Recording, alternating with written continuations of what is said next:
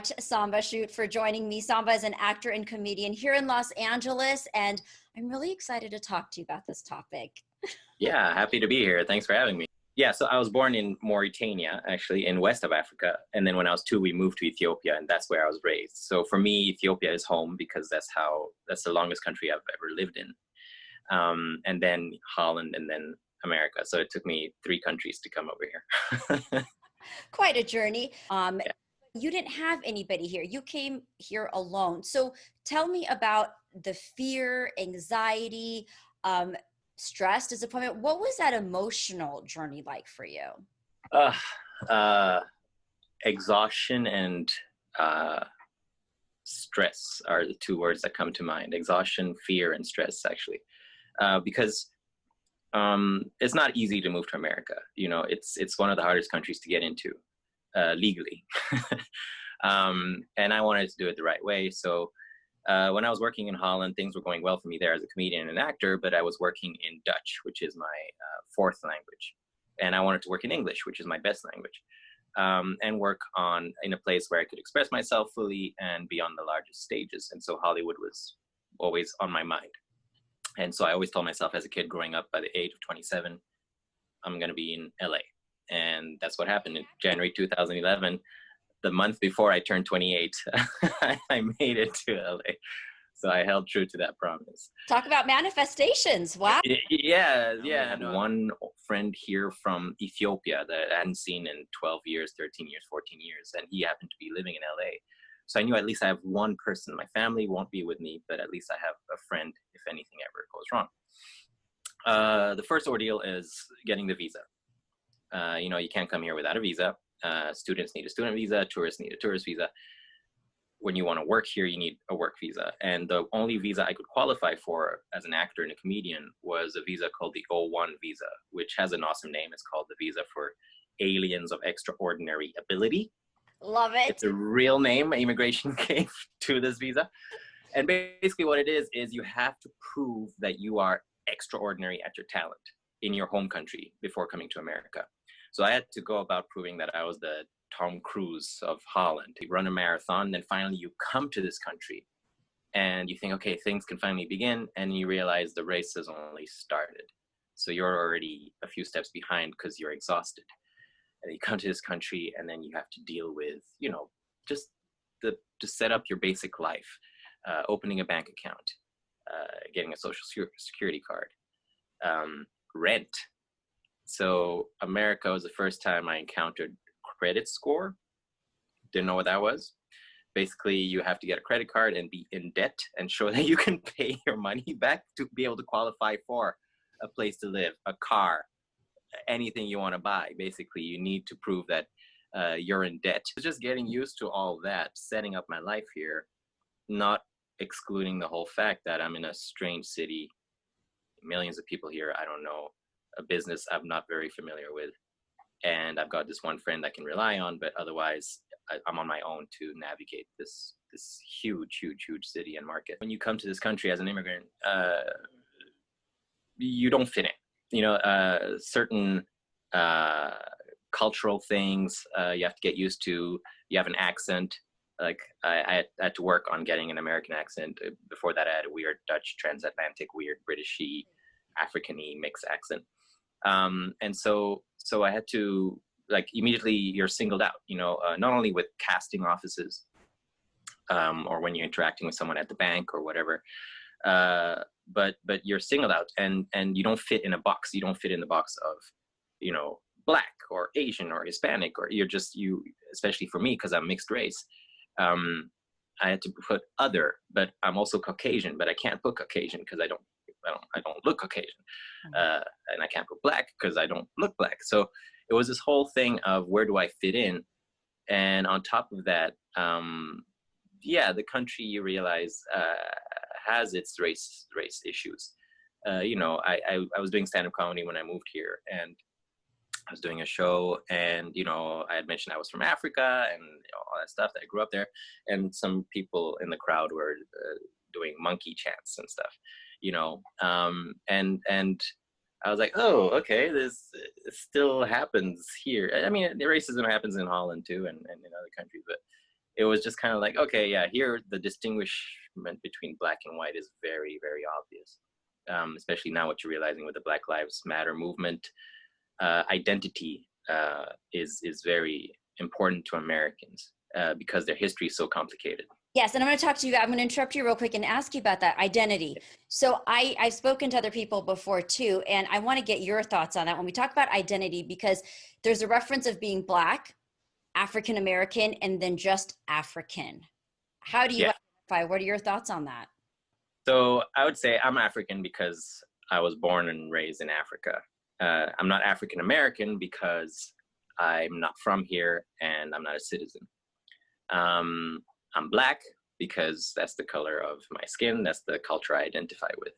So it's very complicated. It's very touchy. You know, like a lot of my African American friends don't want to be called African American. They just want to be called Black because they're like, we're American and we're Black. Just call us Black.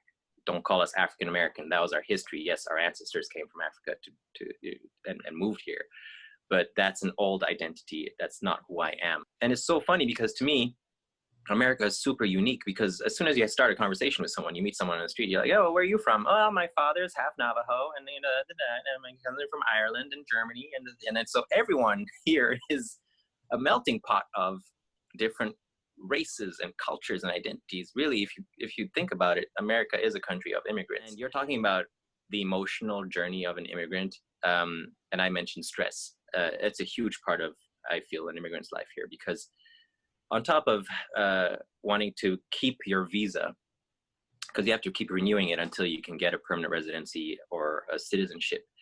And to do that, you have to keep working hard because you have to keep proving that you're successful at what you're doing. Otherwise, you won't qualify for the next visa and you'll be sent home. And also, you have to be so careful. You cannot break any laws whatsoever. You can't jaywalk. You can't take that risk. You can't text and drive and risk getting pulled over. You can't get a record. During the protests, I couldn't protest because if I got arrested, that's it. It's on my record and I won't be granted renewal of my green card or citizenship. And so there's all these wanting to do something, but you can't because of the risk of anything that looks like a taint on your record that has to be perfect. Then you can fail and be sent back home and everything was for nothing. Was there anything that surprised you about America?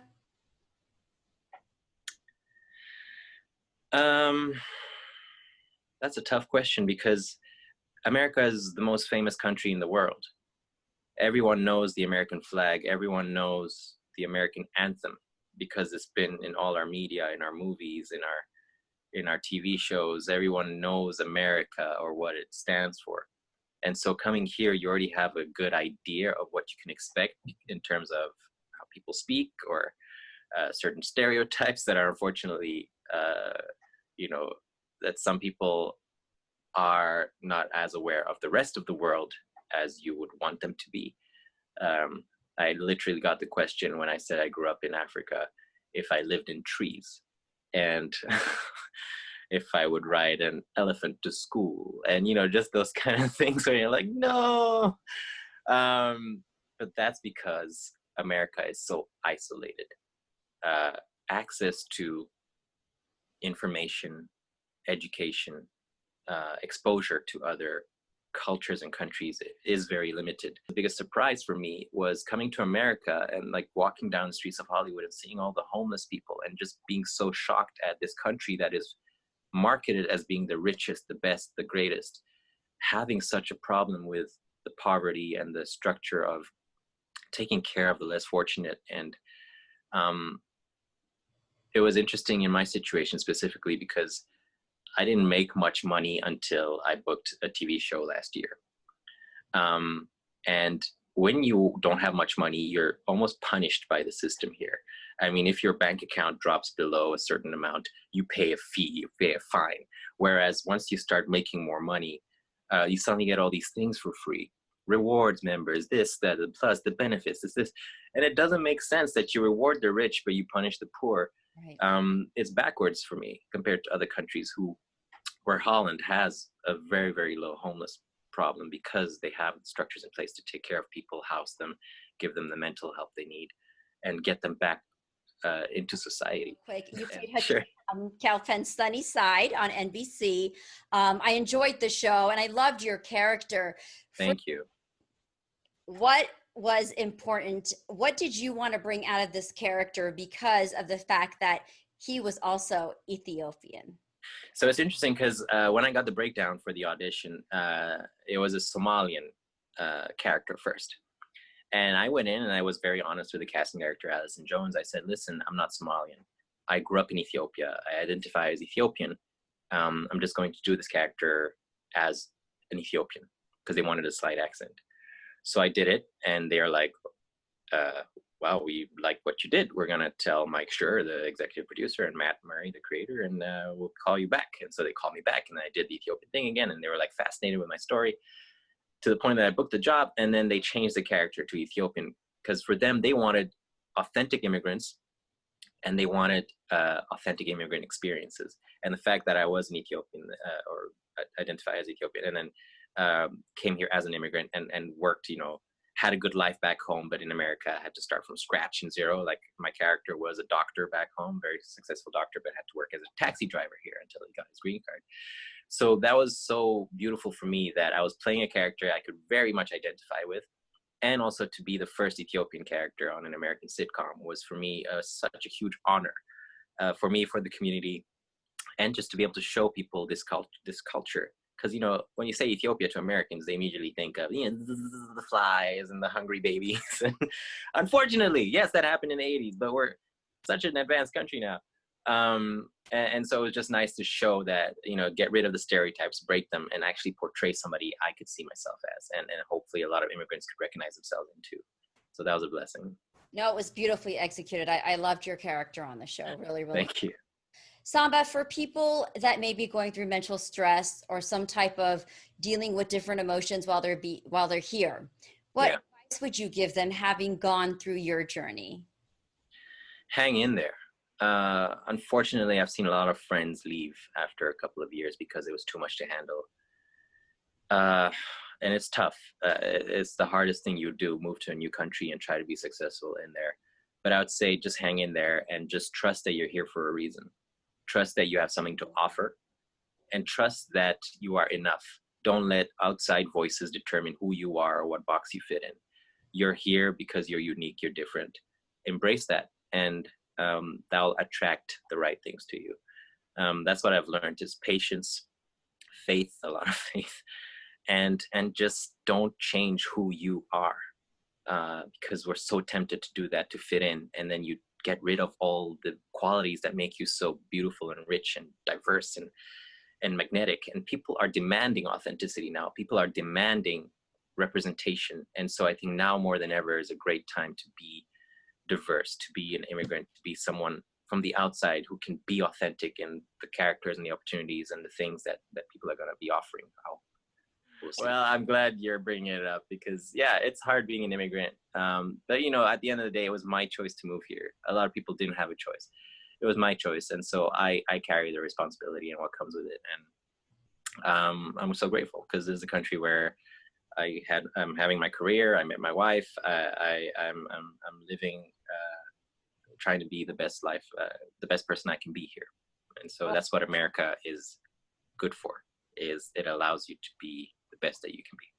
Absolutely. Well, I'm grateful that you stopped by to talk to me at Raw with Rasha, and I can't wait for the quarantine to be done and to see you back on the screen again. Thanks, Rasha. Thanks for doing this and keeping us sane with these beautiful interviews and stories during this weird year. Oh, I so appreciate you. Thank you. And thank all of you for joining us on another episode of Raw with Rasha.